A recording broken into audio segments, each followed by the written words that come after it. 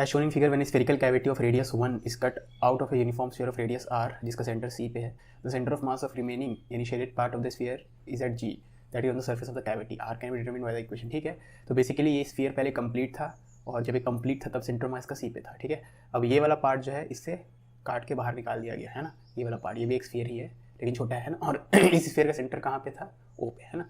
Okay, और इसका radius यानी 1 है। ठीक है, अब जो रिमेनिंग पार्ट है यानी शेडेड पार्ट जो है उसका सेंटर ऑफ मास g पे है, तो इनमें से कौन सा ऑप्शन करेक्ट है। ठीक है, तो बेसिकली अगर कोई ऑब्जेक्ट से कुछ पार्ट हम लोग हटा देते हैं तब सेंटर ऑफ मास कैसे निकालते हैं वही कॉन्सेप्ट यहाँ पे यूज़ करना है।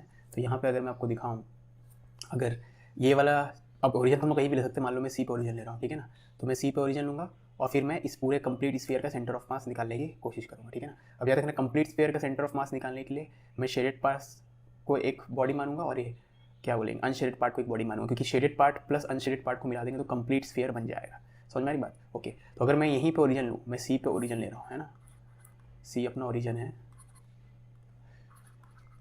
ये अच्छे से चल क्यों नहीं रहा, एक सेकेंड। हाँ, अगर मैं सी पे ओरिजिन लूँ, ठीक है, सबसे पहले कंप्लीट स्फीयर जो है उसका सेंटर ऑफ मास कहाँ पे है, सी पे ही है। ठीक है ना, तो total mass of complete sphere वो हो जाएगा, मान लो 4/3 पाए, कंप्लीट स्फीयर का रेडियस कितना है r, वॉल्यूम इंटू डेंसिटी हो गया मास इंटू सेंटर ऑफ मास का लोकेशन। अब कंप्लीट स्फीयर का सेंटर ऑफ मास कहाँ पे, सी पे है, और सी पे में ओरिजिन माना है मैंने। ठीक है, यानी 0 है ना, शुड बी इक्वल टू ये अनशेडेड पार्ट का वॉल्यूम कितना होगा, मतलब मास कितना होगा, 4/3 पाए 1³ इंटू डेंसिटी, अनशेडेड पार्ट का मास हो गया इंटू अनशेडेड पार्ट का सेंटर मास। अब अनशेडेड पार्ट का सेंटर मास कहाँ पे होगा, ओ पे होगा है ना। सिर्फ अगर इस व्हाइट वाले पार्ट का सेंटर मास पूछूँ तो फिर से व्हाइट वाला पार्ट एक स्फीयर है, इसका सेंटर मास इसके सेंटर पे रहेगा ना, ओ पे होगा है ना। अब ये डिस्टेंस कितना होगा, अब अगर ध्यान दो तो सी से लेके इस पॉइंट तक का डिस्टेंस r है और ओ से लेके इस पॉइंट तक का डिस्टेंस 1 है, मतलब ये डिस्टेंस कितना है r-1। ठीक है, प्लस अनशेडेड पार्ट को देखे, सॉरी शेडेड पार्ट को देखे तो शेडेड पार्ट का मास कितना हो जाएगा, 4/3 पाए r³ - 1³ इंटू रो है ना, वॉल्यूम अनशेडेड पार्ट का इतना है इंटू डेंसिटी। ठीक है, इंटू ये जो शेडेड पार्ट है, मैं बार बार बोल दे रहा हूँ, शेडेड पार्ट का सेंटर मास कहाँ पे, जी पे है ना, क्वेश्चन में बोला था ना शेडेड पार्ट जो है उसका सेंटर मास जी पे है। ठीक है, ओके, अब जी का लोकेशन देखिए तो जी और सी के बीच का, सी तो ओरिजिन है, तो ओरिजिन से कितनी दूर पे है जी, तो अगर ये दूरी लिखना है मुझे तो ये दूरी हो जाएगा जी से लेकर इस पॉइंट तक का दूरी विच इज़ 1 + 1, क्योंकि ये 1 है ना, तो ये भी 1 होगा, ये भी 1 होगा, 2 माइनस सी से लेकर इस पॉइंट तक का दूरी विच इज़ r, तो यहाँ से यहाँ तक 2 है, यहाँ से यहाँ तक r है, तो ये लेंथ हो जाएगा 2 - r, लेकिन क्योंकि g जो है सी के लेफ्ट साइड में है तो r-2 लिखेंगे क्योंकि नेगेटिव साइड में है ना। ठीक है, तो अगर इन दोनों पॉइंट के बीच का डिस्टेंस 3 सेंटीमीटर है, जी का लोकेशन आप क्या लिखोगे, -3 सेंटीमीटर, क्योंकि ओरिजिन के लेफ्ट में है ना। मैंने राइट को पॉजिटिव लिया था क्योंकि मैं ओ का लोकेशन जब लिख रहा था प्लस r-1 लिया था तो यहाँ पे माइनस। ठीक है, एनीवेज ये आया। अब 4/3 पाए कैंसिल आउट हो जाएगा, तो 4/3 पाए को हम लोग कैंसिल आउट कर देते हैं और वो भी कैंसिल आउट हो जाएगा। तो अब देखो इक्वेशन आ गया होगा, ये तो 0 ही है वैसे, तो 0 = r-1 प्लस ये r-1 कॉमन ले लो, तो a³ - b³ क्या होगा, a - b a² plus ab plus b² है ना, एक r है और एक 1 है, तो r² प्लस r × 1 + 1² है ना, तो r-1 कॉमन लेके उस तरफ भेज देंगे, तो r-1 कॉमन ले लेंगे तो इतना बचेगा। ठीक है, अब अगर ऑप्शन देखोगे तो उस तरफ 1 है, तो 1 को अगर उस तरफ लाए तो 1 को इस तरफ लाएंगे तो -1 हो जाएगा है ना, लेकिन हमें तो +1 चाहिए, तो -1 से मल्टीप्लाई करो थ्रू आउट, -1 से मल्टीप्लाई करेंगे तो ये r-2 2 - r हो जाएगा है ना। अब देखते हैं ये किस ऑप्शन से मैच कर रहा है, तो 2 - r चाहिए हमें, 2 - r चारों में है, r² + r + 1, तो ऑप्शन ए से मैच कर रहे हैं। In the figure shown ABC is a uniform wire if the center of mass of the wire lies vertically below point A, तो ये पूरा का पूरा वायर यूनिफॉर्म डेंसिटी का है और सेंटर ऑफ मास इस पूरे सिस्टम का A के जस्ट नीचे कहीं ना कहीं लाई कर रहा है। ठीक है, A के जस्ट नीचे, मतलब A के नीचे जो वर्टिकल लाइन ड्रॉ करेंगे उस लाइन पे कहीं भी लाई कर सकता है। तो BC/AB का रेशियो पूछा है। ठीक है, तो इस लेंथ डिवाइडेड बाई ये लेंथ है ना, तो मान लेते हैं ये लेंथ अपॉन ये लेंथ लैम्डा के रेशियो में है ना, मान लेते हैं ये चीज़ बराबर है λ/1, तो ये लेंथ लैम्डा है, ये लेंथ 1 है। ठीक है, याद रखना कैंसिल आउट हो ही जाएगा है ना, तो इस लेंथ को मैं लैम्डा बोल रहा हूँ, इस लेंथ को 1 बोल रहा हूँ। ठीक है, दूसरी बात इसका मास और इसका मास का रेशियो भी λ/1 होगा, तो इसका मास भी लैम्डा ले लो, इसका मास 1 ले लो, आप समझ में आई बात। तो इस पार्ट का लेंथ आप लैम्डा ले लो, इस पार्ट का मास आप लैम्डा ले रहे हो, इस पार्ट का लेंथ आप 1 ले रहे हो, इस पार्ट का मास आप 1 ले रहे हो। ठीक है, अब लेंथ और मास का न्यूमेरिकल सेम नहीं रहेगा, लेकिन क्योंकि हम लोग रेशियो वगैरह लेंगे तो जो फैक्टर रहेगा प्रोपोर्शनलिटी का कांस्टेंट रहेगा वो कैंसिल आउट हो जाएगा। ठीक है, तो मैटर नहीं करता है ना, जल्दी बन जाएगा अपना क्वेश्चन इसीलिए। तो इसका लेंथ लैम्डा है, इसका लेंथ 1 है, ये लेंथ 1, ये लेंथ लैम्डा, और हमें लैम्डा ही निकालना है। ठीक है, अब क्योंकि सेंटर ऑफ मास इस लाइन के नीचे, मतलब पॉइंट A के वर्टिकली नीचे कहीं भी लाई कर रहा है, तो मैं इस लाइन पे कहीं ना कहीं अगर ओरिजिन चूज़ कर लूँ, ज़रूरी नहीं है लेकिन वहाँ ओरिजिन चूज़ करेंगे तो हम लोग ये बोल सकते हैं कि भैया इसी लाइन पे कहीं ना कहीं सेंटर ऑफ मास लाई करेगा अकॉर्डिंग टू दिस लाइन, है ना। तो सेंटर ऑफ मास अगर इस लाइन पे कहीं भी लाई करेगा तो x coordinate of centre of mass तो 0 है, ठीक है, एक्सियम 0 है ना। तो इस पार्ट का मास जो कि 1 है इंटू इस पार्ट का सेंटर ऑफ मास का कोऑर्डिनेट है ना। अब इस पार्ट का सेंटर ऑफ मास का ये वाला ए बी पार्ट का सेंटर ऑफ मास तो इसका मिड पॉइंट पे होगा और इसका सेंटर ऑफ मास का एक्स कोऑर्डिनेट ये वाला पॉइंट का एक्स कोऑर्डिनेट होगा, ठीक है। अगर आप ये वाला दूरी देखो ये पूरा 1 है, यानी ये 0.5 होगा, ये 60 डिग्री होगा, यानी ये लेंथ हो जाएगा आपका 0.5 cos 60, है ना। 0.5 cos 60 मतलब 1/4, है ना, ठीक है। इस पार्ट का मास विच इज़ 1 इंटू इसका सेंटर ऑफ मास का एक्स कोऑर्डिनेट विच इज़ -1/4, ठीक है। वैसे इस पार्ट में आते हैं, m1 x1 हो गया, m2 x2 बचा हुआ है। इस पार्ट का मास कितना है लैम्डा इंटू इस पार्ट का सेंटर ऑफ मास तो इसके मिड पॉइंट पर होगा, है ना। अब इसका दूरी क्या होगा ओरिजिन से, अब यहाँ से यहाँ तक का दूरी हो जाएगा, यहाँ से यहाँ तक का दूरी विच इज़ मिड पॉइंट से एंड का दूरी विच इज़ λ/2, और ये दूरी सब्ट्रैक्ट कर देंगे λ/2 माइनस ये दूरी यहाँ से लेके यहाँ तक का दूरी, है ना। यहाँ से यहाँ तक का दूरी कितना हो जाएगा 1 cos 60 यानी हाफ, ठीक है। तो m1 x1 plus m2 x2 equal to 0, ठीक है, ओके। बस अब इससे लैम्डा का हम निकाल लेंगे। तो कितना आ रहा है -1/4 को इधर रन करो, λ² माइनस λ/2 माइनस 1/4 इक्वल टू 0, ठीक है। 4 से मल्टीप्लाई कर दे, अगर 4 से मल्टीप्लाई करें तो इतना, तो लैम्डा का value -b plus minus √b² minus 4ac/2a, ठीक है। तो 2 + 12 है ना, 12 मतलब 4 दिया 2√3, तो 1 + √3/2, ठीक है। 1 + √3/2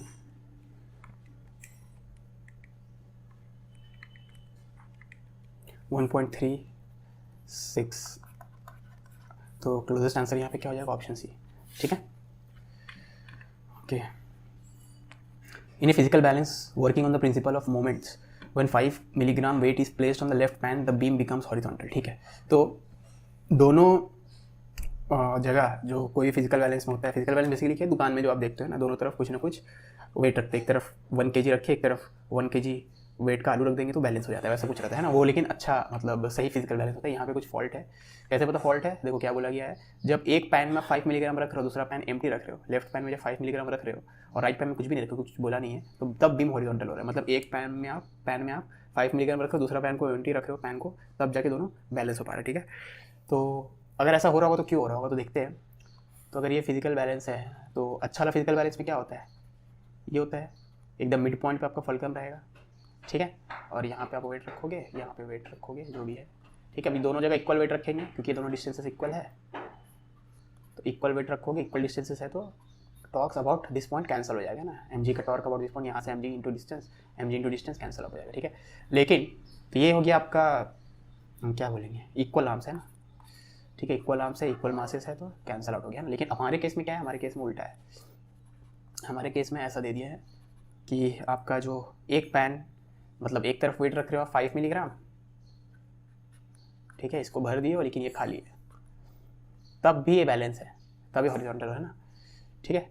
तो समझ में आ रही बात, तो कौन सा स्टेटमेंट ट्रू है। अब इसका मतलब यही है, अगर आप यहाँ पे मास एक्स्ट्रा रखे हो और यहाँ पे मास नहीं रखे हो तब बैलेंस, और इसका मतलब ये सकता है ये लेंथ छोटा होगा इससे, अगर मास ज़्यादा इस तरफ का तो लेंथ छोटा होना चाहिए और ये लेंथ बड़ा होना चाहिए, ठीक है। तो अगर m1 बड़ा है m2 से, इस पार्ट का मास को अगर m2 बोले तो तभी हो सकता है जब l1 छोटा होगा l2 से, है ना। तो मैं आपको रीज़न अगर नहीं समझ में आए तो मैं लिख के दिखा देता हूँ, ये मिटा देते इसको हम लोग, ठीक है। अब यहाँ पे एक दो कॉम्प्लिकेशन और है, ये है कि आपका पैन का ही बैलेंस है ना, both the empty pans are of equal masses, ठीक है। तो मान लो पैन का बैलेंस है m, ठीक है, पैन का मासेस कितना है m है, दोनों साइड का पैन का मास कितना m है, ठीक है ना। अब इस क्वेश्चन में क्या बोला गया है कि लेंथ तो हमें नहीं पता, तो अभी के लिए L1 L2 मान लो, ठीक है, और ये बैलेंस है कि नहीं अभी हमें नहीं पता, ठीक है। तो जो क्वेश्चन में लिखा डायरेक्टली वही करते हैं। तो यहाँ पे 5 + m + 5 है ना, 5 मिलीग्राम, मान लो पैन का मास है m मिलीग्राम, तो 5 मास यहाँ पे डाल दिए है 5 मिलीग्राम, तो ये पैन भरा हुआ बेसिकली, लेफ्ट वाला और राइट वाला एम्प्टी, तब जाके हॉरिजॉन्टल है, बैलेंस हो रहा है ना, ठीक है। तो अगर हम टॉर्क देखें तो यहाँ पे लग रहा होगा m + 5g इंटू ये डिस्टेंस मान लो L1 है, ठीक है, और ये डिस्टेंस मान लो L2 है, यहाँ पे टॉर्क लग रहा होगा mg। तो टॉर्क अबाउट दिस हॉरिजॉन्टल है, मतलब टॉर्क अबाउट दिस 0 करेंगे, नेट टॉर्क 0 करने के लिए m + 5g इंटू L1, इसका टॉर्क आप देखोगे तो ये पूरी चीज़ को एंटी क्लॉकवाइज बनना चाहता है, और ये वाला टॉर्क मतलब ये वाला फोर्स जो है क्लॉकवाइज बनना चाहता है ना, मतलब दोनों टॉर्क अपोजिट डायरेक्शन में है, ठीक है, तो आप देख सकते हो L1/L2 is equal to m/m+5 which is less than 1, यानी L1 लेस देन L2, है ना। तो left arm is smaller than the right arm, ठीक है। A thin bar of length L has mass per unit length lambda that increases linearly with distance from one end. Okay, तो lambda जो है increase कर रहा है linearly, ठीक है। लीनियरली मतलब y is equal to mx plus C type का, ठीक है। तो लैम्डा लीनियरली इंक्रीज कर रहा है, तो lambda is equal to some constant, ठीक है, plus some other constant into L, ठीक है। तो अभी मैं लिखूंगा इसको अच्छे से, पहले पूरा क्वेश्चन पढ़ लेते हैं। तो thin bar of length L has a mass per unit length lambda that increases linearly with distance from one and, ठीक है। तो लेंथ ऑफ बार L है और मास पर यूनिट लैम्डा तो इंक्रीज कर, if it's total mass is m and its mass per unit at the lighter and is lambda naught, ठीक है। तो ये लाइटर एंड है मान लो, तो ये हेवियर एंड हो गया, यहाँ से आ जाते हैं तो लैम्डा बढ़ते आ रहा है, यहाँ पे लैम्डा का लो लैम्डा नॉट है, ठीक है। Then the distance of the centre of mass from the lighter end, तो लाइटर एंड पे ओरिजिन ले लेते हैं, तो यहाँ से कितनी दूर पे सेंटर ऑफ मास होगा। तो मान लो सेंटर ऑफ मास अगर यहाँ पे है, तो बेसिकली आपसे पूछा है सेंटर ऑफ मास का एक्स कोऑर्डिनेट क्या है क्वेश्चन के हिसाब से, ठीक है। ओके, अब यहाँ पे कोई भी जनरल पॉइंट ले लेते हैं x इक्वल टू एक्स, है ना। तो इस पॉइंट पे जो लैम्डा का वैल्यू होगा वो होना चाहिए according to first line lambda naught, ठीक है, प्लस जो भी rate of change of lambda with respect to distance होगा, मान लो कुछ कांस्टेंट है c इंटू एक्स। इसी को तो बोलते हैं लैम्डा जो लीनियर फंक्शन है x का, क्योंकि लैम्डा नॉट और c क्या है, दोनों कांस्टेंट्स है ना। तो अगर ये दोनों कांस्टेंट है मतलब स्ट्रेट लाइन वाली इक्वेशन है, मतलब क्या है, ये आपका लीनियर फंक्शन होगी, ठीक है। ओके, c का वैल्यू में नहीं पता है ना, लेकिन हमें पता है कोई कांस्टेंट होगा, है ना, पॉजिटिव कांस्टेंट होगा इनफैक्ट, है ना, पॉजिटिव कांस्टेंट होगा, ठीक है। तभी तो लैम्डा बढ़ेगा x के साथ, है ना, लाइटर एंड, ठीक है। एनीवेज, तो हमें सेंटर ऑफ मास का लोकेशन पता करना है, तो हम लोग क्या करेंगे, सेंटर ऑफ मास यहाँ पे तो कंटिन्यूस मास डिस्ट्रीब्यूशन है, तो ये वाला फॉर्मूला यूज़ करेंगे, ठीक है। अब लैम्डा होता है क्या, dm/dx, तो dm का वैल्यू हो जाए आपका lambda naught plus cx into dx, ठीक है। और dm का इंटीग्रेशन मतलब डिवाइडेड बाई dm का इंटीग्रेशन मतलब वही lambda naught plus cx into dx का इंटीग्रेशन, ठीक है, 0 to L, बस ये इंटीग्रेशन करना है ना। तो ऊपर में x dm का इंटीग्रेशन, नीचे में dm का इंटीग्रेशन, ठीक है। dm का वैल्यू यहाँ से मिल जाएगा, dm/dx आपको पता है, तो dm का वैल्यू दिस इंटू dx, है ना। अब इसको इंटीग्रेट करें तो आप देखोगे तो lambda naught into L²/2 x dx का इंटीग्रेशन x²/2 देगा, लिमिट पुट करेंगे इतना, ठीक है। c इंटू x² dx यानी x³/3, लिमिट पुट करेंगे तो L³/3, ठीक है। और नीचे में देखेंगे तो लैम्डा नॉट dx का इंटीग्रेशन आपको L दे देगा और cx dx का इंटीग्रेशन आपको देगा CL²/2, ठीक है। तो ये रिलेशन है ना। अब प्रॉब्लम सिर्फ ये है कि ये अपना आंसर है, लेकिन आंसर में कहीं भी c नहीं दिख रहा, और हमारे अभी तक जो सेंटर ऑफ मास का कोऑर्डिनेट आया है AXN जो आया है इसमें c दिख रहा है, तो अपना एक ही काम बचा है c को हटाना, ठीक है। अब c आराम से हट जाएगा क्योंकि dm का इंटीग्रेशन आपको क्या दे देगा m, है ना। तो dm का इंटीग्रेशन जो है ये नीचे वाला चीज़ जो एक्चुअली में m है, दिस नथिंग बट m, है ना। तो आपको पता है dm का इंटीग्रेशन आपको m देना चाहिए, तो dm का इंटीग्रेशन यही तो है नीचे वाला टर्म, है ना, यही नीचे dm का इंटीग्रेशन यही नीचे वाला टर्म है। तो lambda naught L plus CL²/2 ये m के बराबर है, तो यहाँ से आपको c का वैल्यू मिल जाएगा, ठीक है। तो बेसिकली ये नीचे वाला पार्ट तो m ही है, ऊपर वाला पार्ट में c के वैल्यू m के टर्म से पुट कर देंगे, ठीक है। तो c का वैल्यू आप देख सकते हो m minus into 2 divided by L², ये हो गया c का वैल्यू, इसको यहाँ पुट कर देंगे, काम बन जाएगा अपना, ठीक है। तो lambda naught L²/2 plus L³/3 into c का वैल्यू है इतना m minus lambda naught L divided by L² into 2, ठीक है। बस अब इसको कैलकुलेट करते हैं, तो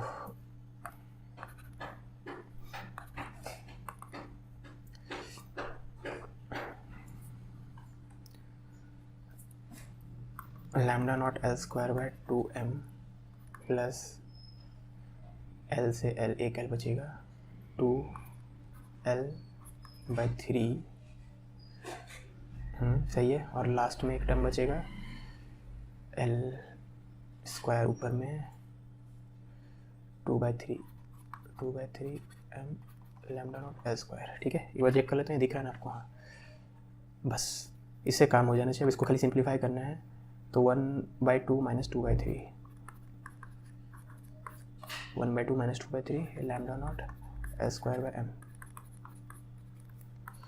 ठीक है। तो 6, 3 और 4, 6 lambda naught L²/m plus 2L/3, तो बेसिकली 2L/3 आएगा और यहाँ पे माइनस 1/6, ठीक है। 2L/3 माइनस 1/6 यानी ऑप्शन डी, है ना। A cylinder uniform rod of mass m, cylinder मतलब मेरे को लगा थिन होगा, and length L is pivoted at one end so that it can rotate in a vertical plane, okay. तो मेरी शक्ल नहीं दिख रही है, एक सेकेंड, मैं इसको इधर लेते आता हूँ। Okay, the free end is held vertically above the pivot end then released the angular, ठीक है। तो बेसिकली इस रॉड को इस कन्फिगरेशन से रिलीज किया जा रहा है। तो angular acceleration of the rod when it makes an angle, sorry vertical जब था रॉड वहाँ पे रिलीज किया गया, जब तो थीटा एंगल पे होगा उस मोमेंट पे इसका एंगुलर एक्सेशन कितना होगा, ठीक है ना। अब याद रखना एंगुलर एक्सेशन वगैरह जो होता है वो उस मोमेंट पे नेट टॉर्क जो लग रहा है उस पर डिपेंड करेगा, ठीक है। तो कहाँ से छोड़े वो मैटर नहीं करता। इस कन्फिगरेशन पे अगर हमें एंगुलर एक्सेशन निकालना है तो इस कन्फिगरेशन पे इस पर नेट टॉर्क कितना लग रहा है सिस्टम पे वो देखेंगे, ठीक है। ओके, तो there is negligible friction at the pivot, okay. तो फ्रिक्शन गायब है ना, हाँ ठीक है, ओके। अब तो यहाँ पे इस मोमेंट पे अगर आप देखो तो यहाँ पे फ्रिक्शन तो है नहीं, ठीक है ना। यहाँ से एक फोर्स लग रहा होगा mg मिड पॉइंट से, है ना, और ये लेंथ आपको पता है ये l होगा, ये मिड पॉइंट तो l/2 होगा, ये थीटा है, ठीक है। तो ये भी थीटा, तो ये l/2 साइन थीटा, तो ये लेंथ कितना हो जाएगा l/2 साइन, क्योंकि ये थीटा है तो ये भी थीटा होगा, ये l/2 ये थीटा, तो ये लेंथ l/2 साइन थीटा, है ना। तो net torque about this equal to I alpha करेंगे, तो नेट टॉर्क अबाउट हिंज हो जाएगा mg l/2 साइन थीटा, ठीक है। Moment of inertia about hinge, तो अबाउट एन एंड रॉड का मोमेंट ऑफ इनर्शिया कितना होता है ml²/3 sin अल्फा, है ना। तो यहाँ से ये देखेंगे तो 3g/2l into sine theta, 3g/2l into sine theta, ठीक है ना। तो वो मैटर नहीं करता इसको वर्टिकल पोजीशन छोड़े कि कहाँ से छोड़े, ठीक है ना। अब यहाँ पे नेग्लिजिबल फ्रिक्शन था, अगर फ्रिक्शन नेग्लिजिबल नहीं होता तो हम लोग को फ्रिक्शन का भी थोड़ा टॉर्क आ जाता, समझ में आ रही बात, ठीक है ना। क्योंकि एग्जैक्टली मतलब हिंज एक सच बोलूँ तो hinge negligible friction at the pivot, pivot में आपका फ्रिक्शन आपको लग सकता है कि रहे ना रहे टॉर्क में कंट्रीब्यूशन नहीं आएगा, लेकिन एक्चुअली में वो पॉइंट पे एक्ट नहीं करता होगा, ठीक है। इसलिए ऐसा बोल दिया गया है ना, क्योंकि पॉइंट पे एक्ट नहीं करेगा तो फिर उसका भी टॉर्क आपको लेना पड़ेगा, ठीक है। तो उसका आपको टॉर्क नहीं लेना है बेसिकली यहाँ पे, ठीक है। A cubical block of side 30 centimetre is moving with velocity 2 metre per second on a smooth horizontal surface. The surface has a bump at point O as shown in figure. The angular velocity of the block immediately after it hits the bump, ठीक है। तो basically इस question में देखो क्या हो रहा है, ये ब्लॉक है, ठीक है, ये भी चल रहा है इस हॉरिजॉन्टल सरफेस में, यहाँ पे पॉइंट ओ पे बम्प है ना, ओके। अब पॉइंट ओ पे टकराने के जस्ट बाद का सिचुएशन अगर ड्रॉ करें तो कुछ ऐसा रहेगा, है ना। और जस्ट टकराने के बाद आप देखोगे तो ये घूम रहा होगा कुछ एंगुलर वेलोसिटी, ठीक है। अभी ये प्योर ट्रांसलेशनल मोशन है, ये प्योर रोटेशनल मोशन हो जाएगा, ठीक है। जस्ट आफ्टर कोलिजन है ना, इमीडिएटली आफ्टर कोलिजन, ठीक है, ओके। अगर पॉइंट ओ के अबाउट यहाँ पे हम लोग एंगुलर मोमेंटम देखें सिस्टम का, तो ये इसका सेंटर ऑफ मास चल रहा है 2 मीटर पर सेकंड से क्वेश्चन के हिसाब से। सेंटर ऑफ मास का वेलोसिटी का लाइन और पॉइंट ओ इसके बीच का परपेंडिकुलर डिस्टेंस है 15 सेंटीमीटर यानी 0.15 मीटर, ठीक है। तो mv/cm इंटू r, तो एंगुलर मोमेंटम बिफोर इतना है, ठीक है, मैग्नीट्यूड है ना। और यहाँ पे अगर एंगुलर मोमेंटम देखे तो ये तो हो जाएगा प्योर रोटेशनल है तो आई ओमेगा, तो moment of inertia about an end of cube about ये वाला, ठीक है ना। तो क्यूब के लिए अगर आपको पता हो तो moment of inertia about this point होता है ma²/6, और ये आपका परपेंडिकुलर थ्योरम से आ जाता है जब ट्यूब को एक लैमिना ऐसा ट्रीट करते हैं सो ऑन, ठीक है। तो वो इतना इंपॉर्टेंट नहीं है क्योंकि वो तो फिर उसमें चले जाएंगे कि मोमेंट ऑफ इनर्शिया कितना कितना है। तो सेंटर ऑफ मास का इतना आता है, इसके अबाउट निकालने के लिए सेंटर ऑफ मास के अबाउट जितना है प्लस इन दोनों लाइन्स के बीच का परपेंडिकुलर डिस्टेंस जो हो जाएगा a/√2, अगर साइड लेंथ है तो a/√2, ठीक है। तो 1/6 1/2 यानी 3/6 4/6 2/3, हाफ प्लस 1/6 हाफ 3/6 4/6 2/3, हाँ। तो मोमेंट ऑफ इनर्शिया 2/3 हो गया, ठीक है। तो final angular momentum immediately after collision हो जाएगा 2/3 ये आई इंटू ओमेगा, ठीक है। बस अब इन दोनों को इक्वेट करेंगे। अब इसका कारण सिंपल है कि टकरा, देखो यहाँ से यहाँ तक तो आपको पता है नॉर्मल और mg का टॉर्क बैलेंस आउट हो रहा होगा अबाउट वो, है ना। नॉर्मल और mg दोनों इक्वल है, ठीक है। तो इन दोनों को टॉर्क नहीं, मतलब नेट टॉर्क 0 है, ठीक है। इस पॉइंट और टकराते हुए मोमेंट में भी एक फोर्स एक्स्ट्रा आ गया होगा जो बम्प के कारण ओ के कारण लग रहा होगा, लेकिन वो फोर्स तो ओ से ही पास हो रहा होगा। तो टकराने के इम्पैक्ट के दौरान जो नया फोर्स एक्ट करने स्टार्ट किया है हिंज मतलब बम्प के द्वारा, उस फोर्स का भी टॉर्क अबाउट ओ क्या है 0 है, ठीक है ना। तो हम लोग एंगुलर मोमेंटम कंजर्व करें, है ना। अब याद रखना ये जस्ट आफ्टर कोलिजन का फोटो है, ये 1 second after collision momentum angular momentum इतना नहीं रहेगा, इससे कम हो चुका रहेगा, ठीक है ना। क्योंकि उस जब ये घूमना स्टार्ट हो जाएगा तब नॉर्मल कम हो जाएगा, mg ज़्यादा हो जाएगा, सो ठीक है ना। तो फिर टॉर्क आपका आ जाएगा, नेट टॉर्क 0 नहीं रहेगा। बेसिकली आपको जिस मोमेंट तक बोला गया है ना just after immediately after collision, उस मोमेंट तक एंगुलर मोमेंटम कंजर्व है ना। तो इन दोनों को इक्वेट कर देंगे, ठीक है। तो दिस इक्वल टू दिस कर देंगे, तो m into 0.3 is equal to 2/3 ma², ये याद रखना साइड लेंथ है 0.3 इंटू ओमेगा, ठीक है।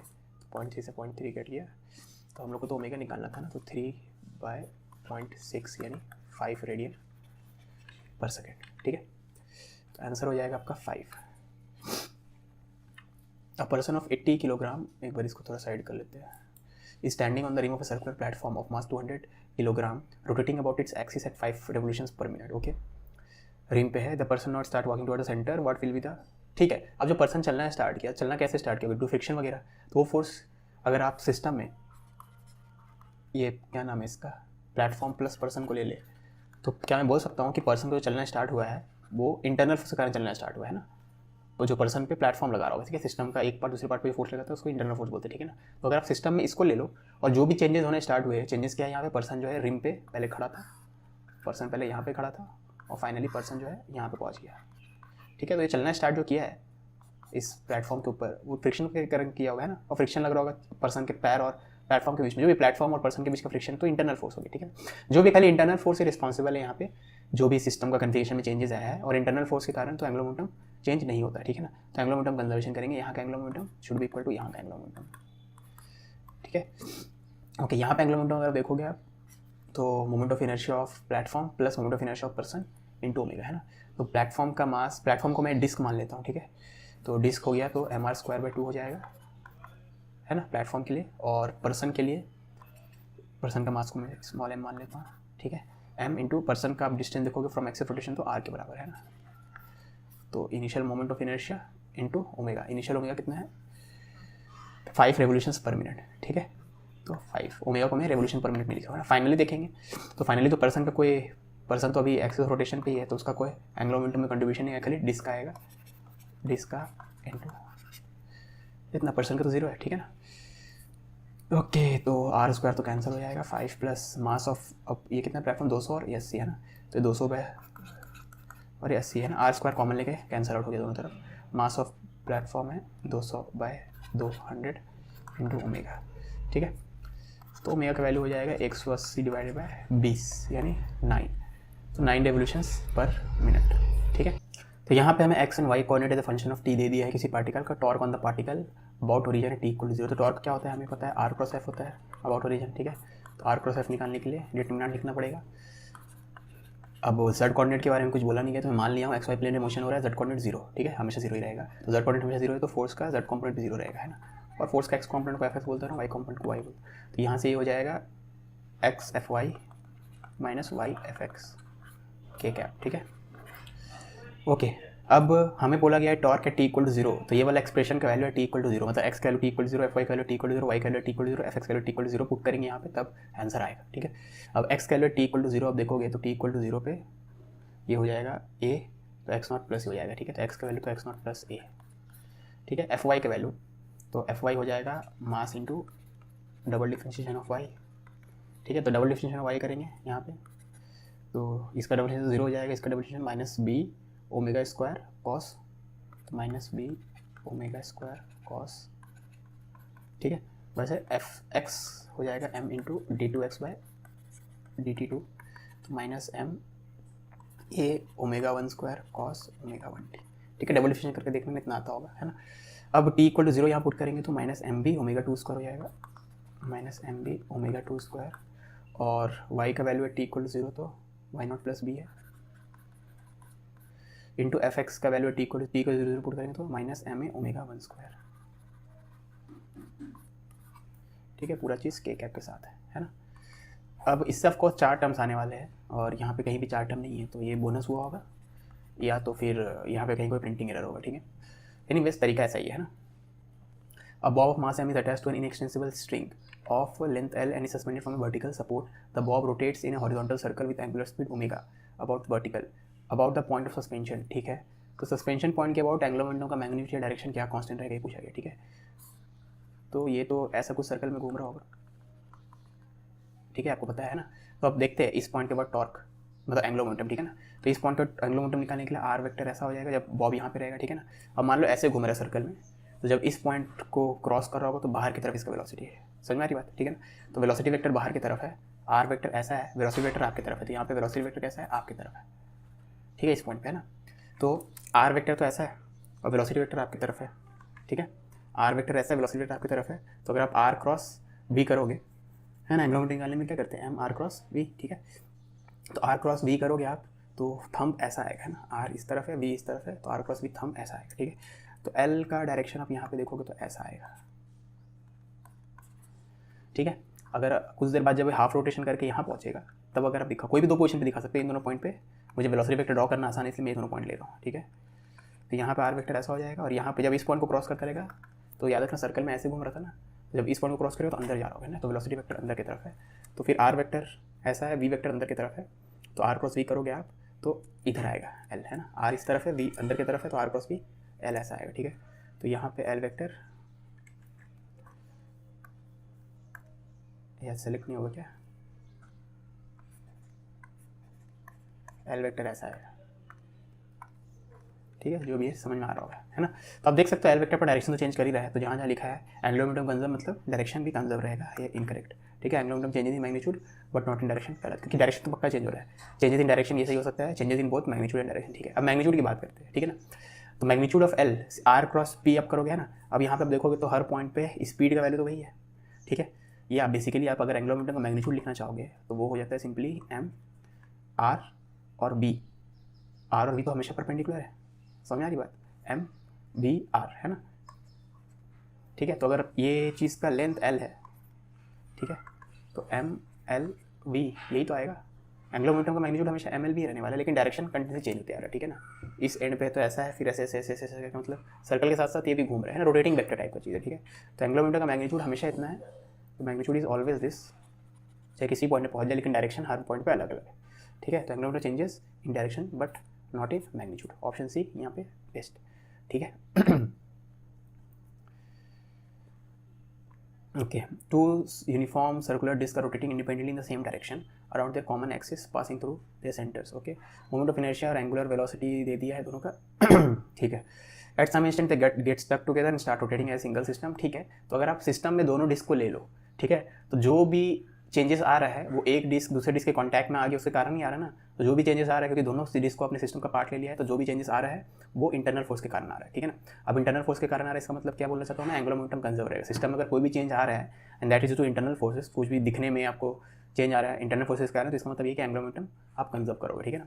तो एंगुलर मोमेंटम हमें कंजर्व करना है, तो kinetic energy of the combined system जब ये लोग with some angular speed common angular speed से घूमने लगे, ठीक है, तो क्या होगा, है ना। ओके, तो यहाँ पे एक काम करते हैं हम लोग, ठीक है। तो यहाँ पे हमें पहला डिस्क का मोमेंट ऑफ इनर्शिया मतलब आई वन ओमेगा वन पता है, आई टू ओमेगा टू पता है, तो ठीक है। एंगुलर मोमेंटम हम लोग कंजर्व करेंगे, ठीक है। Initial equal to final, initial angular momentum कितना है, आई वन ओमेगा वन। अब दोनों सेम सेंस में घूम रहा था, ठीक है।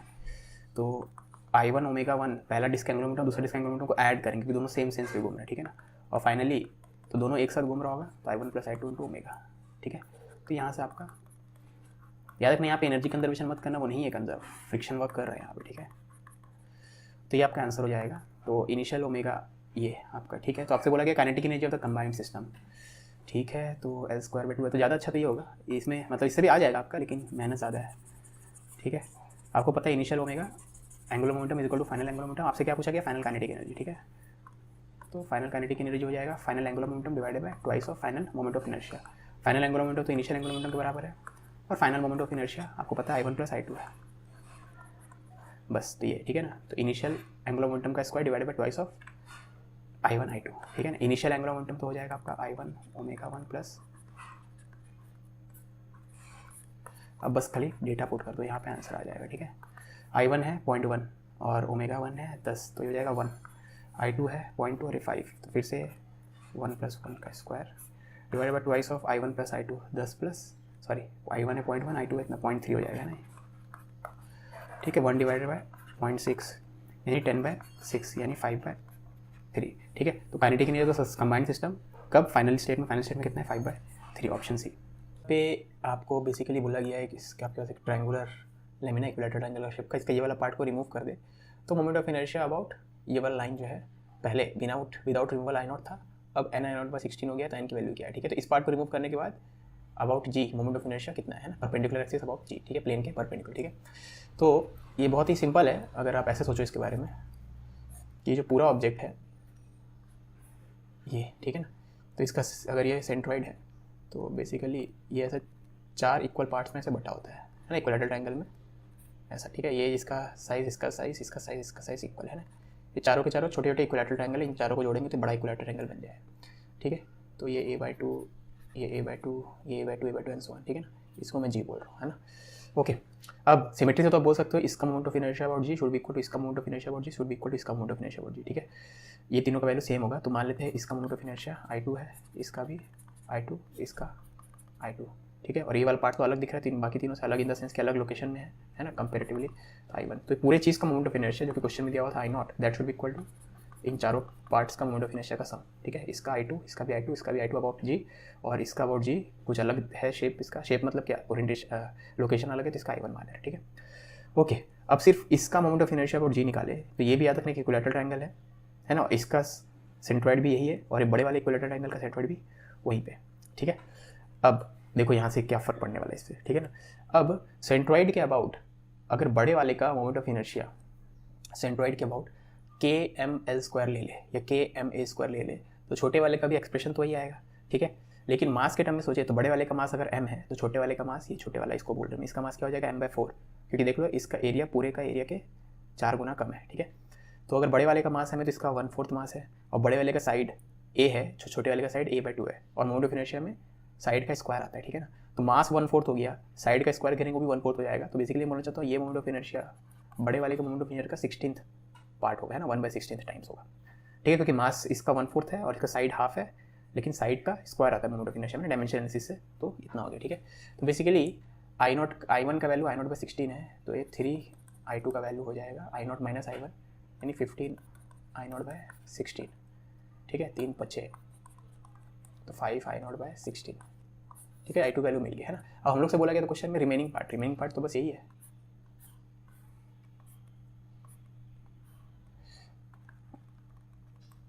रिमेनिंग पार्ट है मोमेंट ऑफ इनर्शिया अबाउट जी पूछा था ना, रिमेनिंग पार्ट तो यही है ना, बस ऊपर वाला पार्ट को तो हम लोग फेंक दिए थे ना, ये वाला पार्ट ऊपर वाला काट के फेंक दिए थे, तो रिमेनिंग पार्ट मतलब ये 3 छोटे छोटे ट्रायंगल है ना, ठीक है। तो इसका मोमेंट ऑफ इनर्शिया अबाउट जी तो हमें पता है I2 है, ये इस वाले का भी I2 है, और इस वाले का अबाउट जी I1 है ना। तो हम लोग से जो पूछा गया उसका आंसर होना चाहिए इतना एक्सप्रेशन, है ना। अब I1 का वैल्यू तो पता है, यहाँ पर हम निकाल चुके हैं I0/16, तो I1 का वैल्यू I0/16 पुट कर देते हैं, और I2 का वैल्यू, ठीक है, इस पार्ट का मोमेंट ऑफ इनर्शिया I2 का वैल्यू हमें पता है 5 I0/16, ठीक है। तो 10 और 11 I0/16 हो गया ये। तो आपको बोला गया था n I0/16, तो n का वैल्यू क्या हो जाएगा 11, ठीक है।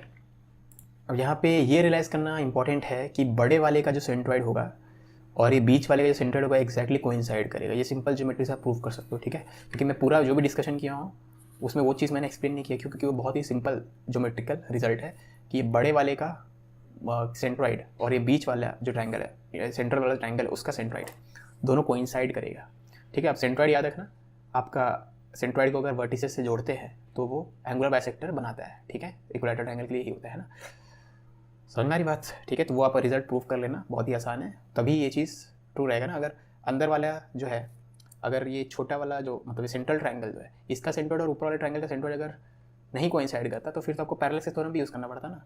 ये तो मैं मान लूँगा कि इसका बड़े वाले का मोमेंट ऑफ इनर्शिया अगर I0 है अबाउट इट्स सेंट्रॉइड, तो छोटे वाले का moment of inertia about it's centroid 1/16 times होगा, जो मैंने प्रूव किया। लेकिन वो दोनों का सेंट्रॉइड सेम पॉइंट पे है, तभी तो मैं ये चीज़ लिख सकता हूँ यहाँ पे, ठीक है। ये चीज़ नहीं, रेदर I1 का वैल्यू इतना पुट कर सकता हूँ यहाँ पे, ठीक है ना, क्योंकि इसका सेंट्रॉइड और इसका सेंट्रॉइड दोनों मैच किए तब, है ना, अदरवाइज नहीं लिख पाता, ठीक है। वो चीज़ समझ लेना।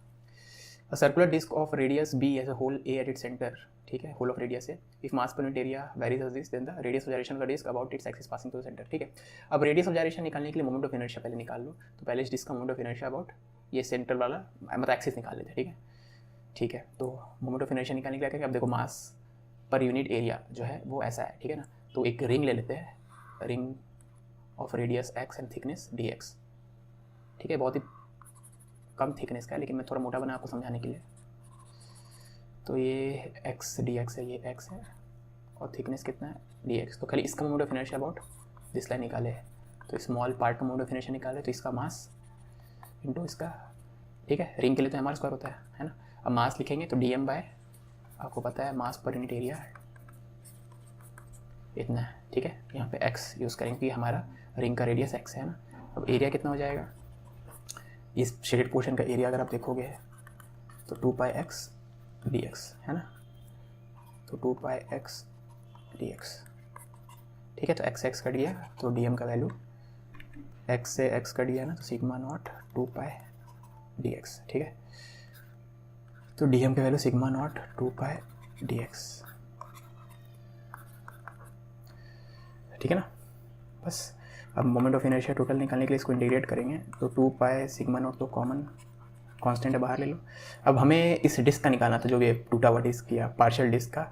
अब इसका मास स्टार्ट हो रहा है ए टू बी, या जो इसको बहुत सारे रिंग्स में तोड़ोगे तो लोएस्ट रेडियस वाला रिंग, जो मिनिमम रेडियस वाला रिंग होगा वो ए होगा, और मैक्सिमम रेडियस वाला रिंग का रेडियस बी होगा, ठीक है, ए टू बी। तो 2 pi sigma not x cube by 3, ठीक है। तो मोमेंट ऑफ इनर्शिया इतना होना चाहिए ना। ओके, तो ये किससे मैच कर रहा है? किसी से ही मैच नहीं कर रहा ना। और रेडियस ऑफ डायरेक्शन पूछा, ठीक है। तो मैंने मोमेंट ऑफ इनर्शिया निकाला अभी तक, है ना। अब रेडियस ऑफ डायरेक्शन के लिए क्या करेंगे हम लोग? रेडियस ऑफ डायरेक्शन ए होता है mass into radius of direction का square should be equal to moment of inertia, ठीक है। तो रेडियस ऑफ डायरेक्शन निकालने के लिए एम बाय आई करेंगे, है ना। तो आई बाय एम करेंगे। तो radius of direction moment of inertia divided by mass का स्क्वायर रूट, ठीक है। मोमेंट ऑफ इनर्शिया इतना है डिवाइडेड बाय मास। अब मास का एक्सप्रेशन अभी तक निकाले नहीं है, चलो वो निकाल लेते, तो वो तो बहुत ही आसानी से मास हो जाएगा डीएम का इंटीग्रेशन, और डीएम आपको दिया होता है sigma naught 2 pi d x, sigma naught 2 pi d x का इंटीग्रेशन ए टू बी, ठीक है। तो sigma naught 2 pi b minus a, sigma naught 2 pi b minus a, ठीक है। तो मोमेंट ऑफ इनर्शिया आपका हो जाएगा ये,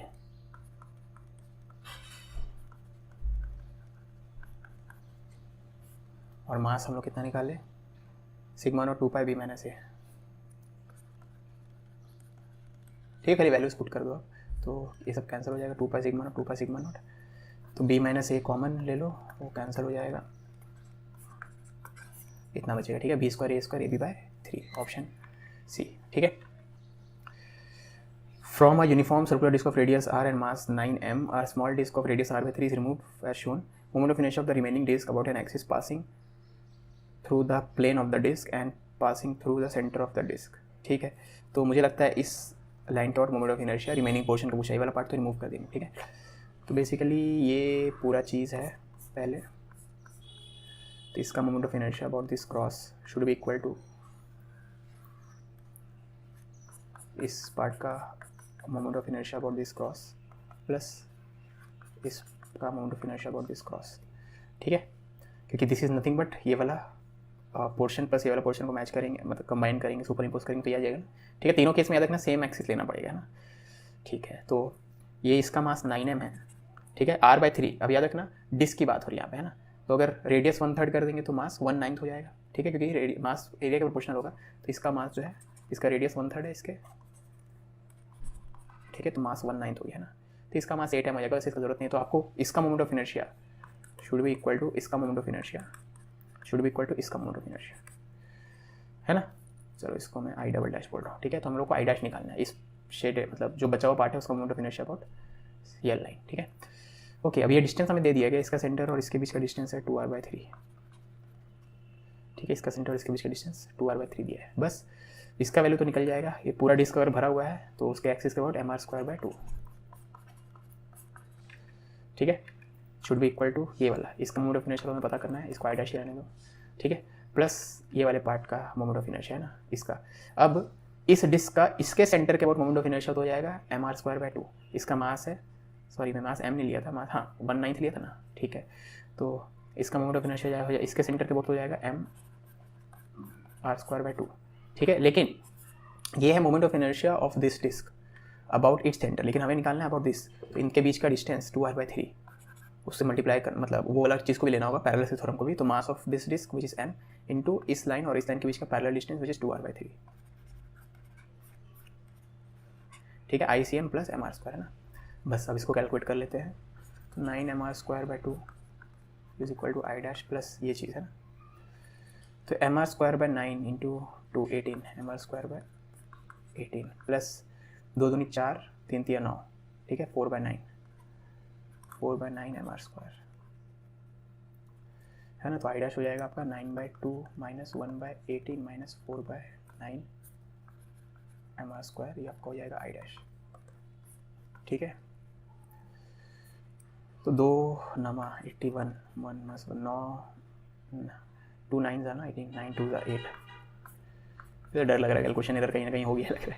तो 9 हटा देंगे तो 72 4 MR² आ रहा है ना। 8 1 9 72 72 और 8 18 चौक 72 4 MR²। हाँ चलो मैच किया है। कैलकुलेशन तब भी चेक कर लेना, मुझे अपने कैलकुलेशन में भरोसा नहीं रहता है, ठीक है। The following bodies are made to roll up without slipping the incline plane from horizontal plane. Ring of radius r, solid cylinder of radius r/2 और solid sphere of radius r/4, ठीक है। If in each case the speed of centre mass at the bottom of the incline is same, तो ratio of maximum height attained, ठीक है। तो rolling without slipping है, ठीक है, तो मैकेनिकल एनर्जी कंजर्वेशन लगाओगे आप, है ना। तो बेसिकली हाइट पे जब पहुंच जाएगा मैक्सिमम हाइट पे, तब पूरा का पूरा एनर्जी ग्रेविटेशनल पोटेंशियल एनर्जी के फॉर्म में होगा, ठीक है। तो mgh, ठीक है, height risen by centre of mass. तो गेन इन ग्रेविटेशनल पोटेंशियल इतना है, और शुरू में पूरा का पूरा एनर्जी क्या बोलते हैं, काइनेटिक एनर्जी के फॉर्म में है। Kinetic energy about instantaneous axis rotation, है ना, ठीक है। तो half I about contact into omega square, ठीक है। मैं बेसिकली ये बोलना चाहता हूँ कि यहाँ पे moment of kinetic energy about this contact point, और यहाँ पे जब रेस्ट पे आ चुका है, ठीक है, तो यहाँ पे जो पोटेंशियल एनर्जी होगा, ठीक है, इन दोनों पॉइंट्स के बीच में सेंटर ऑफ मास अगर h हाइट ऊपर उठा है। यार मेरा ड्राइंग अच्छा क्यों नहीं होता कभी, जितना भी साल पढ़ा लूँ मेरा ड्राइंग ठीक नहीं होने वाला, ठीक है। h हाइट ऊपर उठा है ना, और यहाँ पे घूम रहा है ओमेगा से, तो half I about contact into omega square, total kinetic energy यहाँ पे इतना हो जाएगा। याद रखना रोलिंग में कंबाइंड ट्रांसलेशन रोटेशन हो रहा है, तो काइनेटिक एनर्जी ट्रांसलेशन वाला भी लिखना होगा, रोटेशन वाला लिखना होगा, लेकिन दोनों कंबाइन करके हम लोग डायरेक्टली एक ही मतलब सिर्फ प्योर रोटेशन मान सकते हैं अबाउट कॉन्टैक्ट पॉइंट, है ना। तो उस टाइम में इसका काइनेटिक एनर्जी उस मोमेंट पे ऐसा लिख सकते हैं, टोटल काइनेटिक एनर्जी रोल है, मतलब कंबाइंड ट्रांसलेशन का और रोटेशन दोनों का काइनेटिक एनर्जी इसमें आ गया, ठीक है। ओके, तो ये mgh should be equal to half. अब आई अबाउट कॉन्टैक्ट तो अलग अलग बॉडी के लिए अलग अलग रहेगा। मैं मान लेता हूँ एक्सप्रेशन है k/m², ठीक है ना। k का वैल्यू अलग अलग बॉडी के लिए अलग अलग रहेगा, है ना। तो यहाँ से आप देखोगे तो m कैंसिल, तो आप देख सकते हो आपसे क्या पूछा था, मैक्सिमम हाइट, तो h प्रोपोर्शनल टू रेडियस सबका डिफरेंट है, k डिफरेंट हो सकता है, ठीक है, ओमेगा सबका सेम है ना। If in each case the speed of the centre of mass it, ठीक है, ओमेगा भी डिफरेंट है, तो ओमेगा को हम लोग v/r लिखेंगे, है ना, या चलो ओमेगा इंटू r² को VCM लिख देते हैं, तो VCM सेम है सबके लिए, ठीक है। तो ये चीज़ VCM है, ये हो गया हाफ के VCM², ठीक है, ये पूरा चीज़ VCM है, ठीक है। तो k हाफ तो हर जगह सेम आ जाएगा, ये VCM है, ठीक है। ओमेगा इंटू r को मैं VCM लिख रहा हूँ, है ना, और वो सबके लिए सेम है, याद रखना। तो इसका कोई मतलब नहीं है, g भी सबके लिए सेम होगा, तो h जो सेम है उसको मत गिनो, h k और VCM, ठीक है ना। तो प्रोपोर्शनल टू k, क्योंकि VCM भी सबके लिए सेम है, ठीक है। तो हाइट प्रोपोर्शनल टू k हो जाएगा, है ना। और what is k, moment of inertia about contact निकालेंगे, तो उसमें जो k का फैक्टर आएगा उसी को मैं k बोल रहा हूँ, ठीक है। ओके, अब रिंग की बात करें तो रिंग के लिए about this moment of inertia होता है, इसके अबाउट होता है mr², इसके अबाउट होता है 2mr², ठीक है। रिंग के लिए k का वैल्यू 2 हो गया, है ना। ओके, मतलब जिसका k सबसे ज़्यादा होगा, तो रिंग का ही k सबसे ज़्यादा होता है ना, देख लेते हैं आगे। रिंग हो गया इतना, ओके, और याद रखना रेडियस सबका डिफरेंट, उसका फर्क नहीं पड़ेगा, क्योंकि रेडियस आया ही नहीं इसमें, है ना। ओमेगा भी डिफरेंट हो जाएगा, रेडियस भी डिफरेंट हो जाएगा, ओमेगा इंटू r, लेकिन VCM और VCM सबका सेम है, ठीक है। सेंटर ऑफ मास का velocity at the bottom of the incline is same for all, तो r से में मतलब ही नहीं है, ठीक है ना, r मत सोचना। तो k मतलब यहाँ पे ये क्या हो गया, k ऑफ रिंग 2 हो गया, ठीक है। और क्या था, सॉलिड सिलेंडर। तो सिलेंडर की बात करें तो सॉलिड सिलेंडर का moment of inertia about this होता है हाफ mr², अबाउट दिस हो जाएगा हाफ प्लस 1 यानी 3/2 mr², ठीक है, सिलेंडर के लिए ना, सॉलिड सिलेंडर। और लास्ट में सॉलिड स्फीयर। तो सॉलिड स्फीयर की बात करें, ठीक है, सॉलिड स्फीयर किसके अबाउट होता है 2/5, इसके अबाउट हो जाएगा 7/5। ऑफकोर्स सबका मास डिफरेंट हो सकता है, आर डिफरेंट है, उसका मैं वो नहीं कर रहा हूँ, सोच रहा हूँ, मैं खाली एक्सप्रेशन लिख रहा हूँ, तो एक k का वैल्यू दिखाने के लिए सबसे, ठीक है। तो यहाँ सबको पता है कि k का रेशियो लिखेंगे तो k ऑफ रिंग और k ऑफ सॉलिड सिलेंडर और k ऑफ सॉलिड स्फीयर, तो 2:3/2:7/5, ठीक है। 10 से मल्टीप्लाई कर दे अगर, तो 2×5=15, तो सबसे ज़्यादा किसका है, रिंग का है ना। तो k ऑफ रिंग सबसे ज़्यादा है, तो हाइट ऑफ रिंग सबसे ज़्यादा होगा, ठीक है। तो सर रेशियो ही तो पूछा है ना, तो 20:15:14, ये कैंसिल भी नहीं होगा, मेरा कहने की गलती किया है क्या, 20:15:14 आ तो रहा है, लेकिन ठीक है। Ratio of maximum Heights they combine, तो पहले तो इनको रिंग का लिखना चाहिए था ना, मुझे लगता है रेशियो लोग उल्टा लिख दिया, ठीक है। 20:15 k proportional to h proportional to k आ रहा है, इनका इनवर्सली प्रोपोर्शनल टू आ गया क्या, ठीक है। मैं बस फिर से, क्योंकि ओवर कॉन्फिडेंट नहीं होना चाहिए, मैं बस चेक कर लेता हूँ यहाँ पे।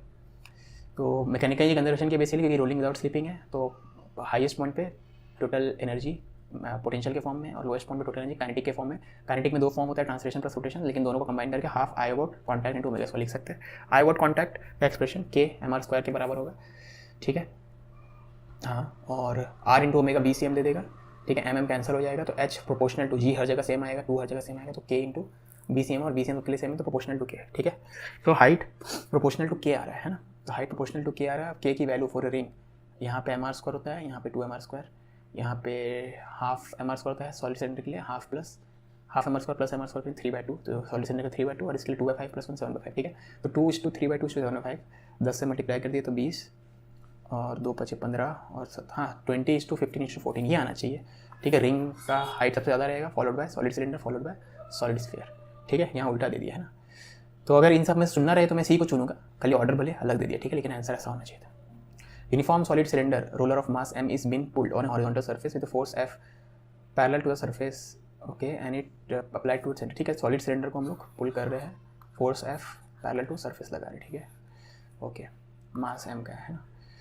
If the acceleration of the cylinder is a and it's rolling without slipping, ठीक है, एक्सेलरेशन इसका a है, तो सिलेंडर का एक्सेलरेशन a है, अलग अलग पॉइंट का तो अलग अलग रहेगा, तो यहाँ पे सिलेंडर का एक्सेलरेशन मतलब उसका सेंटर ऑफ मास का एक्सेलरेशन, तो द वैल्यू ऑफ f क्या होगा, ठीक है। तो क्योंकि रोलिंग विदाउट स्लिपिंग है, हम लोग इस पॉइंट के about torque equal to I alpha लिख सकते हैं, है ना, कॉन्टैक्ट के अबाउट, ठीक है। तो कॉन्टैक्ट के अबाउट देखेंगे, अब देखो फ्रिक्शनल फोर्स भी कॉन्टैक्ट पॉइंट के थ्रू जा रहा होगा, नॉर्मल भी कॉन्टैक्ट पॉइंट के थ्रू जा रहा होगा, ठीक है, एम जी भी कॉन्टैक्ट पॉइंट के थ्रू जा रहा होगा, तो इन सबका टॉर्क अबाउट कॉन्टैक्ट पॉइंट 0 हो जाएगा, तो खाली एफ का टॉर्क आएगा, एफ इंटू इसका रेडियस है ना, तो टॉर्क अबाउट कॉन्टैक्ट पॉइंट इतना हो जाएगा। और moment of inertia about contact point, solid cylinder है तो सॉलिड सिलेंडर का अबाउट दिस, उसका एक्सिस के अबाउट होता है हाफ mr स्क्वायर, तो अबाउट कॉन्टैक्ट हो जाएगा 3/2 mr स्क्वायर इंटू अल्फा, ठीक है। तो एक आर से एक आर चला गया, तो अल्फा इंटू आर हो जाएगा 2f/3m, ठीक है। अल्फा इंटू आर ही तो आपका ACM हो जाएगा, है ना, तो ACM हो जाएगा 2f/, तो आपसे क्या पूछा था f की वैल्यू ना, तो f की वैल्यू हो जाएगा 3m ACM/2, ठीक है। तो 3m ACM/2 है ना, m ACM को ही मतलब ACM को ही a बोल रहे हैं क्वेश्चन में। A thick walled hollow sphere has a outside radius r0, it rolls down and incline without slipping and its speed at the bottom is v0. Now the incline is waxed so that frictionless बन गया हो and the sphere is able to slide down without any rolling, ठीक है। तो पहले case में pure rolling हो रहा है, सेकंड केस में there is no rolling, pure translation हो रहा है, ठीक है, रोटेशनल मोशन है ही नहीं, है ना, विदाउट एनी रोलिंग, है ना। तो खाली स्लाइड डाउन कर रहा है, प्योर मतलब पूरा का पूरा बिना मतलब घसीटाते हुए नीचे आ रहा हो, ठीक है, घूम नहीं रहा है थोड़ा भी। तो speed at the bottom second case में इतना है, तो the radius of gyration of the hollow sphere about an axis through its centre, ठीक है। तो मोमेंट ऑफ इनर्शिया बेसिकली निकालने, क्योंकि वो निकल जाएगा तो रेडियस ऑफ जायरेशन निकल जाएगा, ठीक है। तो रेडियस ऑफ जायरेशन निकालने के लिए क्या करोगे, मोमेंट ऑफ इनर्शिया है ना, अबाउट सेंटर ऑफ मास ही पूछ रहा है ना, about an axis through centre, ठीक है। तो radius of gyration of centre of मास वाला एक्सिस, तो यानी ये डिवाइड बाय मास, ठीक है। तो आई से आपको निकालना पड़ेगा, है ना। तो हॉलो स्फीयर का रेडियस है r0, तो रोल कर रहा है और स्पीड एट द बॉटम है v0, ठीक है, ओके। अब मैकेनिकल कंजर्वेशन करेंगे, हाईएस्ट पॉइंट पे मैकेनिकल एनर्जी mgh, ठीक है, लोएस्ट पॉइंट पे मैकेनिकल एनर्जी हो जाएगा हाफ आई अबाउट कॉन्टैक्ट। अब हॉलो स्फीयर है, हॉलो स्फीयर के लिए कॉन्टैक्ट के अबाउट मोमेंट ऑफ इनर्शिया होता है 5/3 half I about contact into omega square, ठीक है। तो 5/6 m, अब ओमेगा इंटू आर तो VCM दे देगा, VCM का वैल्यू आपको दे दिया है v0, ठीक है। तो पहले केस में इतना हो जाएगा, दूसरे केस में सेम चीज़ लगाएंगे, तो दूसरे केस में भी मैं हाईएस्ट पॉइंट पे पोटेंशियल वही उसी पॉइंट से रिलीज किया, तो पोटेंशियल तो वही है, ठीक है। लेकिन दूसरे केस में जो है उसका काइनेटिक एनर्जी मतलब स्पीड एट बॉटम इतना है ना, और दूसरे केस में प्योर ट्रांसलेशन हो रहा है, प्योर ट्रांसलेशन होता है हाफ mv², ठीक है। तो इतना लिखेंगे ना, विदाउट स्लिपिंग, ठीक है, हाँ। तो आपसे पूछा है, अरे नहीं मैं तो एक गलती किया हूँ, एक गलती यहाँ पे ये किया हूँ कि मैंने यहाँ पे मोमेंट ऑफ इनर्शिया, ठीक है, वो कोई गलती नहीं है उतनी बड़ी, चलो अभी मैं बताता हूँ आपको, खुद समझ में आ जाएगा मैं किसी को गलती बोल रहा था, लेकिन एक्चुअली में गलती है भी नहीं। एनीवेज इसको आप सॉल्व करते आगे बढ़ते हैं। तो ये कितना है, ये आपको दिखेगा डिफरेंट आ रहा होगा ना, ये 25/16, तो 25 बाय अलग आ रहा है ना। अब अलग इसलिए आ रहा है क्योंकि मैंने इसका moment of inertia about centre, ये एग्जैक्टली हॉलो स्फीयर नहीं है ना, थिक वॉल्ड हॉलो स्फीयर है, मतलब ऐसा टाइप का है, तो गलती आपको दिखी होगी, ठीक है। मतलब पूरा का पूरा मास पेरिफेरी में नहीं है, कुछ अंदर भी है ना, तो मेरा ये मानना गलत है यहाँ पे, ठीक है। तो ऐसा नहीं मान सकते हम लोग। तो moment of inertia ICM plus mr², ये लिखना होगा, ठीक है। अगर इसके अबाउट ICM है तो इसके अबाउट तो ICM प्लस mr² ही रहेगा ना, क्योंकि पैरेलल थ्योरम तो वैलिड रहेगा हमेशा, ठीक है। r0², ठीक है ना, क्योंकि इसका ये आउटर रेडियस r0 है, ठीक है। ओके, तो आर नॉट देना पड़ेगा यहाँ पे। एनीवेज, तो ये गलती थी, है ना। मैंने इसको प्योर हॉलोस्फीयर मान लिया, लेकिन ये ऐसा टाइप का हॉलोस्फीयर है, ठीक है ना। इसको प्योर हॉलोस्फीयर नहीं बोलेंगे। प्योर हॉलोस्फीयर मतलब पूरा का पूरा मास सरफेस होना चाहिए, यहाँ पे कुछ मास अंदर में भी है, ठीक है। एनीवेज, तो बस ये दोनों को इक्वेट कर देंगे आप। अब ओमेगा का वैल्यू आपको पता है v/r होगा, तो वेलोसिटी प्योर रोलिंग में v0 था, ठीक है, तो v0/r कर देंगे, तो ओमेगा इज v0/r। ये दोनों को इक्वेट करेंगे तो आ जाएगा अपना ओमेगा को v0/r, ठीक है। बस अब दोनों जगह mgh, तो यानी दिस इक्वल टू दिस, है ना। तो इसको यहाँ लिख दें, तो हाफ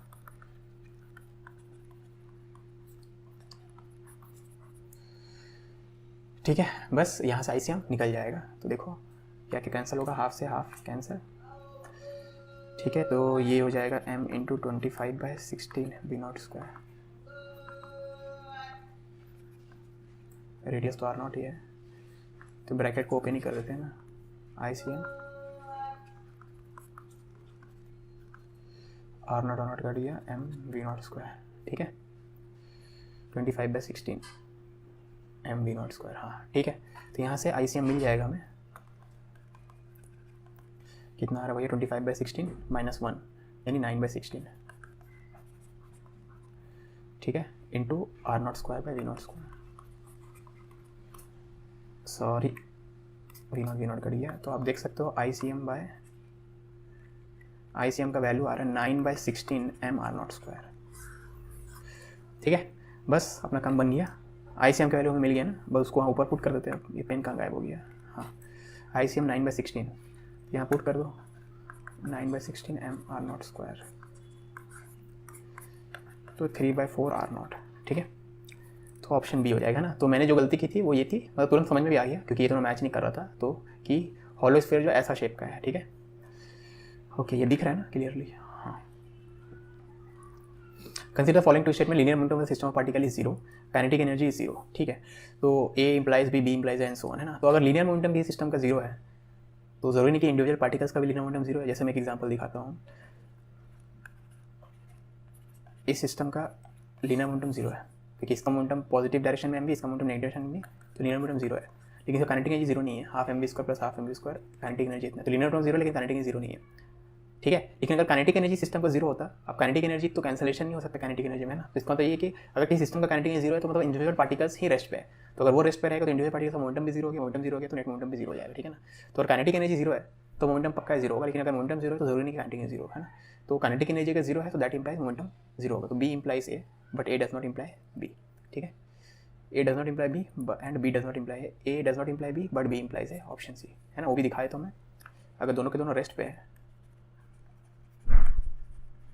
तो इसका काइनेटिक एनर्जी 0 है और मोमेंटम भी 0 है। तो काइनेटिक एनर्जी 0 है तो पक्का मोमेंटम 0 होगा, लेकिन मोमेंटम 0 है तो कोई गारंटी नहीं काइनेटिक एनर्जी 0, ठीक है। तो काइनेटिक एनर्जी 0 है, that implies linear momentum of the system 0 रहेगा, लेकिन लीनियर मोमेंटम 0 है, that does not imply kinetic. तो A does not imply B, statement A से आप B कंक्लूड नहीं कर सकते, लेकिन B से A कंक्लूड कर सकते हो, ठीक है। Bullet of mass 4 gram is fired horizontally with speed of 300 metre per second into 0.8 kilogram block of wood at rest at a table on a table. If the coefficient friction in the block in the table is इतना, how far will the block slide approximately, ठीक है। तो ऐसे question हम लोग assume कर लेंगे कि बुलेट ब्लॉक को पेनिट्रेट करके बाहर निकल गया, ठीक है, तुरंत ही, उसमें ऑलमोस्ट 0 टाइम लगा। और इस असम्पशन का बेसिस भी है कि बुलेट बहुत फास्ट मूव करते हैं ना, तो बुलेट ब्लॉक से बाहर निकल गया, उसके बाद ब्लॉक स्लाइड करना स्टार्ट किया, ठीक है। बेसिकली पहले तो मोमेंटम कंजर्वेशन करेंगे, तो यहीं पे मोमेंटम कंजर्वेशन करके मैं दिखा देता हूँ, जगह है ना यहाँ पे, हाँ ठीक है। तो बुलेट है 4 ग्राम का, fired horizontally with speed of 300 metre per second, ठीक है। तो बुलेट का मोमेंटम हो जाएगा आपका,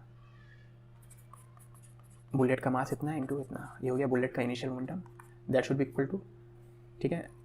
बुलेट बाहर निकल रहा है क्या, नहीं तो एम्बेडेड हो गया ना, तो बुलेट जो है इसके अंदर फंस गया जाके, ठीक है।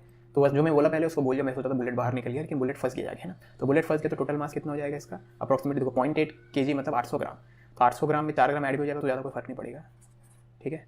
तो इसको final mass of the system इतना रहेगा इंटू B, है ना। मतलब बेसिकली जो पहले बोला था उसको अगर थोड़ा मॉडिफाई करना तो ये था कि बुलेट ब्लॉक के अंदर जाके रुक गया, रिलेटिवली रेस्ट पे आ गया, फिर दोनों एक साथ चलना स्टार्ट किया, ठीक है। तो initial momentum of bullet plus block system इतना है, क्योंकि पहले बुलेट मूव कर रहा है, बाद में ब्लॉक प्लस बुलेट दोनों एक साथ मूव कर रहा है। मास में ज़्यादा कोई फर्क नहीं आया, पहले ब्लॉक का मास 0.8 किलोग्राम है, बुलेट 4 ग्राम में ऐड भी करें ज़्यादा फर्क नहीं आएगा, इसलिए मैं इसको ऐसे रहने दिया, ठीक है। तो ये 4 या 12 1.2, तो V का वैल्यू 1.5 मीटर पर सेकेंड है। तो ब्लॉक इतने स्पीड से स्लाइड करने स्टार्ट करेगी, ठीक है। तो अगर डायग्राम समझना है तो बुलेट यहाँ पे है, चल रहा है, ब्लॉक रेस्ट पे है, ठीक है, और एक मोमेंट के बाद बुलेट और ब्लॉक दोनों एक साथ चल रहे हैं बी से, है ना। पहले से बुलेट चल रहा था 300 से, ठीक है, जस्ट बिफोर कोलिजन है, जस्ट आफ्टर कोलिजन, ठीक है। अब बुलेट ब्लॉक जो स्लाइड करने लगे, स्लाइड करेगा आपको डिस्टेंस डी, यहाँ पे आके रुक जाएगा, ठीक है। यहाँ से यहाँ के बीच में देयर इज नो स्लाइडिंग, है ना। ये जस्ट बिफोर कोलिजन का photo, just after collision photo है। ये फोटो यहीं से मतलब स्टार्टिंग कर रहा ब्लॉक यहीं से चलना, ठीक है। तो हम लोग को बोले कितना दूर ब्लॉक स्लाइड करेगा, डी का वैल्यू, है ना। अब यहाँ पे जो भी काइनेटिक एनर्जी रहेगा वो पूरा का पूरा फ्रिक्शन को ओवरकम करने में चला जाएगा, मतलब फ्रिक्शन का work done is equal to ये वाला काइनेटिक एनर्जी, ठीक है। तो क्या मैं बोल सकता हूँ कि half mass of block plus bullet जो कि इतना ऑलमोस्ट इंटू वी स्क्वायर, ये चला जाएगा आपका म्यू एम जी डी में, वर्क डन अगेंस्ट फ्रिक्शन, ठीक है। बस बी का वैल्यू तो 1.5 है, तो हम लोग से पूछा गया तो हाफ आर डी का वैल्यू निकालना है, ठीक है। तो 0.4 इंटू स्पीड, स्पीड कितना है 300, सॉरी स्पीड कितना है 1.5, है ना, is equal to mu, mu आपका 0.3 है, मास है 0.8, जी को मैं 10 ले लेता हूँ इंटू डी, ठीक है। ओके, तो ये हो जाएगा डी का value 0.4 into 1.5 square divide by, तो 6 आ गया ना, तो 1.5 स्क्वायर डिवाइडेड बाय 6, 0.375 है ना। तो ये 0.375 मीटर आ रहा है, तो इतना है ना, ठीक है। अगर आप जी को 9 पॉइंट लेते तो इतना आ जाता है, क्योंकि जी डी के इन्वर्सली प्रोपोर्शनल है, तो मतलब डी जो है जी का इन्वर्सली प्रोपोर्शनल है, तो मैं जी का 10 ले 9 पॉइंट लेते तो डी थोड़ा बड़ा आता है, ठीक है। अब mass of ball of mass 100 gram is dropped from height of 10 centimetre on a platform fixed at the top of a vertical spring as shown, ठीक है। यहाँ से बॉल को रेस्ट से छोड़ा गया, प्लेटफॉर्म पे गिरेगा आगे, है ना। Ball stage on the platform and the stage on the platform मतलब इनलास्टिक, परफेक्टली इनलास्टिक कोलिजन है मान लो, and the platform is depressed by distance h/2, तो स्प्रिंग कांस्टेंट कितना है, ठीक है। तो ये मैक्सिमम डिप्रेशन इसमें कितना आ रहा है, h/2 का आ रहा है, तो स्प्रिंग कांस्टेंट से पूछा गया, ठीक है ना। तो यहीं पर ड्रॉ कर लेते हैं, रेस्ट पे है, ठीक है। ये अभी रिलैक्स हो गया ना, प्लेटफॉर्म मासलेस है ना, कुछ बोला नहीं गया है, mass is dropped from height on a platform fixed, ठीक है। हाँ, मैं क्वेश्चन में कुछ बोला नहीं गया तो मैं मान लेता हूँ कि प्लेटफॉर्म जो है ये मासलेस है, मासलेस प्लेटफॉर्म है, तो प्लेटफॉर्म को रख भी देंगे स्प्रिंग पे तो स्प्रिंग रिलैक्स ही रहेगा, ठीक है। ओके, तो ये बॉल आया, इसे परफेक्टली इलास्टिक कोलिजन करेगा, नीचे आएगा, ठीक है। तो नीचे आके रेस्ट पे आएगा, है ना। अब यहाँ पे जब मोमेंटम कंजर्वेशन करेंगे तो इस कप की मास 0 है, तो कोई फर्क नहीं पड़ने वाला, समझ में आ रही बात है। इस प्लेटफॉर्म का मैं मास को 0 मान रहा हूँ, कुछ बोला नहीं क्या क्वेश्चन में, तो प्लेटफॉर्म का मास को मैं 0 मान रहा हूँ, तो m1v1 इंटू प्लस m2v2 करोगे तो ये वाला का कोई रोल नहीं आने वाला, तो इसका मोमेंटम में कोई चेंज नहीं आएगा, ठीक है ना। तो ये जब इसे टकराने के जस्ट पहले इसका मोमेंटम देखें, टकराने के जस्ट पर तो वही रहने वाला है, ठीक है। तो बेसिकली मैं बोलना चाहता हूँ कि मासलेस ऑब्जेक्ट और मास वाले ऑब्जेक्ट के बीच का कोलिजन हो भी रहा है, तो भले परफेक्टली इनलास्टिक कोलिजन है, लेकिन एनर्जी, मैकेनिकल एनर्जी कंजर्व रहेगा, ठीक है। समझ में आ रही बात। आप मोमेंटम कंजर्वेशन कर लो यहाँ टकराने के पहले, टकराने के बाद, तब भी भाई, क्योंकि इसका मास 0 है प्लेटफॉर्म का, तो मोमेंटम कंजर्वेशन से भी आप देखोगे तो इसका वेलोसिटी में कुछ चेंज नहीं आएगा। अगर इस दूसरे वाले ऑब्जेक्ट का मास ही नहीं है तो टकरा के इसका वेलोसिटी कैसे चेंज कर देगा पहले वाले मास का, ठीक है। ओके, तो बेसिकली h/2 तक कंप्रेस हो रहा है, तो आप बेसिकली यहाँ पे ये समझो कि ये पूरा का पूरा जो यहाँ पे पोटेंशियल एनर्जी था, ये h/2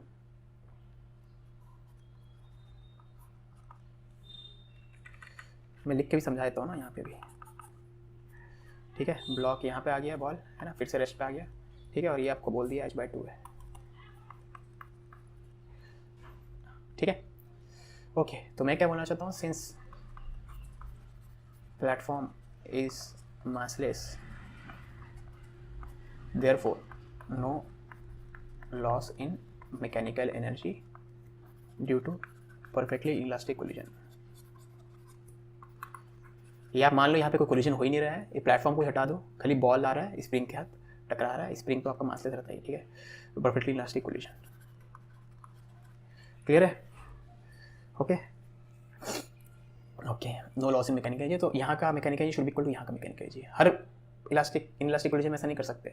जब भी इनइलास्टिक कोलिजन होता है ना, तो हम लोग क्या करते हैं यूजुअली, इनइलास्टिक कोलिजन के जस्ट बाद का एनर्जी को फ्यूचर में किसी एनर्जी का कंपेयर कर, मतलब इक्वेट करते हैं, ठीक है ना। कोलिजन के पहले वाले एनर्जी को बाद वाले एनर्जी से नहीं करते, लेकिन यहाँ पे क्योंकि परफेक्टली इलास्टिक कोलिजन है भी, लेकिन क्योंकि प्लेटफॉर्म का मास ही 0 है, तो हम लोग मैकेनिकल एनर्जी कंजर्वेशन शुरू से लेके एंड तक लगा सकते हैं, ठीक है। शुरू में मैकेनिकल एनर्जी कितना है, अब इसको मैं अगर रेफरेंस ले लूँ, ठीक है, तो इससे कितना ऊपर है h/2 प्लस h, तो 3 mg h/2, total energy initially इतना है, और फाइनली टोटल एनर्जी स्प्रिंग के कंप्रेशन के फॉर्म में होगा। अब क्योंकि यहाँ पे स्प्रिंग रिलैक्स्ड है, यहाँ पे स्प्रिंग h/2 से कंप्रेस है, तो यहाँ पे पोटेंशियल एनर्जी स्प्रिंग में इतना है, ठीक है। तो 3 mg h/2 is equal to half के h²/4, ठीक है। तो हम लोग से k पूछा है ना, 2 से 2 कट गया, k का वैल्यू हो जाएगा 4 या 12 mgh/h², ठीक है। एक ऐसे एक ऐसे गया, तो 12 mg/h ये हो जाएगा k का वैल्यू, है ना।